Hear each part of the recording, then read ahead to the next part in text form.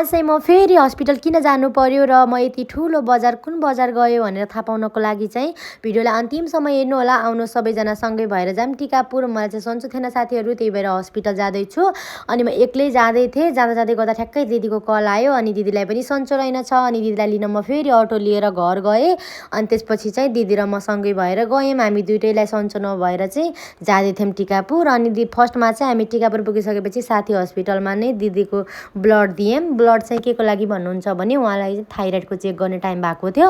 हामीले चाहिँ जहिले साथी हस्पिटलमा चेकअप गराउँछौँ कि थाइरोइडको लागि। अनि त्यसकै लागि ब्लड दिएर चाहिँ हामी आयौँ सन्डीमाईतिर। यता चाहिँ मैले डक्टरसँग कुरा गर्दै थिएँ। अनि त्यसपछि चाहिँ अब मेरो ब्लड लिने टाइम आयो। अनि त्यसपछि चाहिँ ब्लड लगेर जानुभयो। अनि मेरो रिपोर्ट एकदम ढिला भयो क्या। हामी चाहिँ भित्र 1-2 घन्टा सुतेर पनि फेरि बाहिर आयौँ। यस्तो धेरै जिजो लागिराखेको थियो नि, एकदम धेरै टाइम लाग्यो रिपोर्ट आउन। अनि त्यसपछि रिपोर्ट आइसकेपछि चाहिँ मैले डक्टरसँग भेटेर एकदमै राम्रोसँग सल्लाह लिएँ। डक्टर एकदमै राम्रो हुनुहुँदो रहेछ। अहिले चाहिँ चण्डीमाई हस्पिटलमा चाहिँ महिला डक्टर MBBS आउनु भएको छ कि 2 हप्ताबाट आउनु भएको रे उहाँ चाहिँ। अनि उहाँसँग मैले राम्रोसँग काउन्सिलिङ गरेँ। त्यसपछि चाहिँ सबै कुरा मेरो राम्रो भयो। अनि उहाँले चाहिँ मेरो पेट पनि दुखिरहेको थियो कि, त्यही भएर पेट पनि चेक गरिदिनु भयो। त्यसपछि दिदीले भन्नुभयो अब हाट बजार पनि पुगेर जाऊँ एकचोटि, मेरो सामान लग्नु छ भन्नुभयो। अनि हिँड्नु नि त भनेर हामी चाहिँ गयौँ।